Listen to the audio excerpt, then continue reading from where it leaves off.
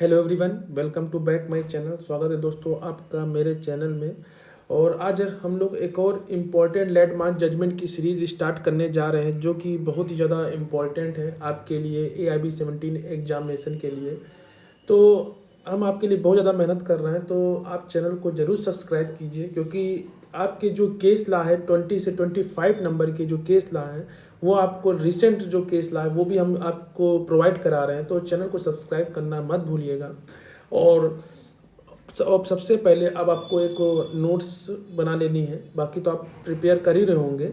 तो आपको एक पेन और कॉपी से पहले इन सबको एक बार अच्छे से देख लेना है, फिर इसको वीडियो को पॉज करके आप उसको नोट्स बना सकते हैं, क्योंकि ये सब इतने इंपॉर्टेंट केस ला है जो आपके AIB 17 के जो एग्ज़ाम में फर्स्ट अटेम्प्ट में ही आपको क्लियर कर हो जाएगा। मतलब कि आपका जो AIB 17 का है उसमें से कम आपके 10 से 15 फिक्स हैं जो आपके एग्जाम में आने। तो इम्पोर्टेंट लैंडमार्क जजमेंट है जो आपके AIB 17 एग्जाम के लिए बहुत ही ज़्यादा जरूरी है। और साथ ही साथ जुडिशरी एग्जाम की अगर आप तैयारी कर रहे हैं तो उसके लिए भी ये इंपॉर्टेंट केस ला आपके लिए बहुत ज़्यादा हेल्पफुल होगा। तो देर नहीं करते हैं, इस वीडियो को शुरू करते हैं।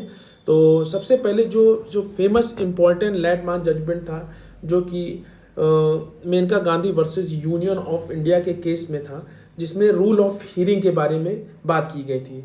रूल ऑफ हियरिंग क्या है वो आपको इतना नहीं डिटेल में जानना, बस आपको ये मोटा मोटा जान लेना है कि रूल ऑफ हियरिंग से रिलेटेड जो इम्पोर्टेंट केस ला है वो क्या है। वो है Maneka Gandhi versus union of India. तो आपको इसको नोट कर लेना है। दूसरा जो इम्पोर्टेंट केस ला है वो है union of India versus PK Roy.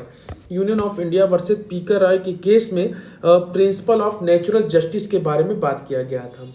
तो union of India versus PK Roy के केस में जो नेचुरल जस्टिस का जो सिद्धांत था, वो इम्पोर्टेंट फैक्ट को union of India PK Roy के केस में कहा गया था। जो थर्ड इम्पोर्टेंट केस ला है वो है RS Das versus union of India. इस केस में कहा गया था कि choice of application of rule of natural justice, जो हमारे नेचुरल जस्टिस यानी का जो एप्लीकेशन, जो उसका नियम है, वो हमारे लिए चॉइस का ऑप्शन था उसमें।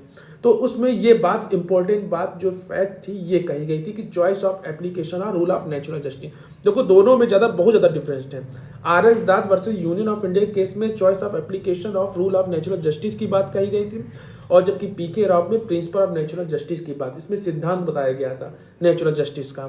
तो आपको ये जरूर ध्यान रखना, क्योंकि कभी कभी बहुत ज़्यादा कंफ्यूजन कर देते हैं और आपके केस ला गलत हो सकते हैं। तो इसलिए आपको सही ऑप्शन पर टिक करना है। जो नेक्स्ट क्वेश्चन है, AK Kraipak versus union of India में principle of natural justice are applicable to administrative proceeding. Administrative proceeding पे कब एप्लीकेबल होगा जो नेचुरल जस्टिस का सिद्धांत, वो किस केस में कहा गया था? वो AK Kraipak versus union of India के केस में कहा गया था। तो आप जान लीजिए कि ये प्रिंसिपल ऑफ नेचुरल जस्टिस का जो सिद्धांत है ये कितना इंपॉर्टेंट केस ला था, जिसमें अलग अलग पॉइंट पे डिस्कस कहा गया था अलग अलग केस ला पे। तो आपको ये नोट कर लेना है। फिर नेक्स्ट जो 5 नंबर का इंपॉर्टेंट लैंडमार्क जजमेंट है उसमें सेपरेशन ऑफ पावर के बारे में बात किया गया था। तो उसका केस का नाम क्या था? Ram Jawaya Kapur versus state of Punjab के केस में सेपरेशन ऑफ पावर के बारे में बात कही गई थी। तो इसको आपको इंपॉर्टेंट लैंडमार्क जजमेंट को नोट कर लेना है। जो 6 नंबर का जो इम्पोर्टेंट केस ला है उसमें एडवर्ड केक, यानी कि जिसमें रूल ऑफ ऑर्गेनाइजेटर के बारे में बात की गई थी। जो ऑर्गेनाइजेटर का जो नियम है, जो ला है, जो कानून है, वो एडवर्ड केक ने ही अपने उसमें डिफाइन किया गया था। तो रूल ऑफ लॉ ऑर्गेनाइजेटर का जो सिद्धांत किसने दिया था? एडवर्ड केक ने। इसको आपको नोट कर लेना है। जो मोस्ट इम्पोर्टेंट जो केस था 7 नंबर का, वो उसमें SR Bommai versus union of India. SR Bommai versus union of India के केस में federalism in India is not matter of administrative conviction. मतलब फेडरलिज्म जो था इंडिया में वो कोई मैटर नहीं करता हमारे प्रशासन कन्विक्शन में। तो किसमें कहा गया था? SR Bommai versus union of India के केस में। जो 8 नंबर पे है जो इंपॉर्टेंट लैंडमार्क केस है, डॉक्ट्रिन ऑफ वेकेरियस लायबिलिटी।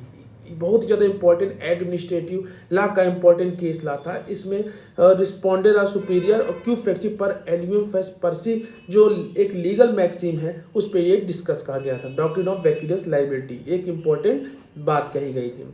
और सबसे इम्पोर्टेंट केस था जो कि मोस्ट इम्पोर्टेंट लीडिंग केस था पकाला नारायण स्वामी वर्सेस एम्परर के केस में, जिसमें डाइंग डिक्लेरेशन जो इंडियन एविडेंस का important most important leading case है वो इसमें बात कही गई थी, डाइंग डिक्लेरेशन। तो इसको भी आपको नोट डाउन कर लेना है, पकाला नारायण स्वामी वर्सेस एम्परर। और लास्ट जो इम्पोर्टेंट केस ला था रूपा अशोक हुरा वर्सेस अशोक हुरा, इसमें कॉन्सेप्ट ऑफ करेक्टिव पिटीशन के बारे में बात कही गई थी। रूपा अशोक हुरा वर्सेस अशोक हुरा में कॉन्सेप्ट ऑफ क्यूरेटिव पिटीशन के बारे में बात की गई थी।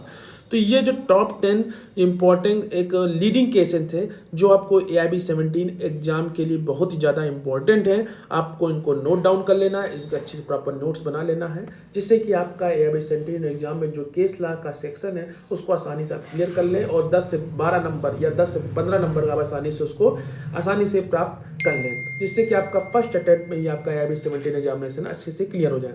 और मन में आपके कोई भी सुझाव है तो दिए गए कमेंट बॉक्स में आपसे पूछ सकते हैं या दिए गए मेरे व्हाट्सएप नंबर से हमसे कांटेक्ट कर सकते हैं। और टेलीग्राम में भी ज्वाइन करना मत भूलिएगा, क्योंकि टेलीग्राम में ही मैं आपको PDF प्रोवाइड कर रहा हूं, तो उसको ज्वाइन ज़्यादा से ज़्यादा लोग ज्वाइन करिए, लोगों को शेयर करिए, क्योंकि आपके सभी फर्स्ट अटेम्प्ट का जो टारगेट है AIB 17 का वो आसानी से क्लियर हो जाए। क्योंकि अब 30 डे मान के चलिए केवल बचे हैं AIB 17 एग्जाम के लिए, तो अपनी अच्छी तैयारी अच्छे से करिए और चैनल को ज़्यादा से ज़्यादा लोगों को शेयर करिए और सब्सक्राइब करना तो मत भूलिएगा।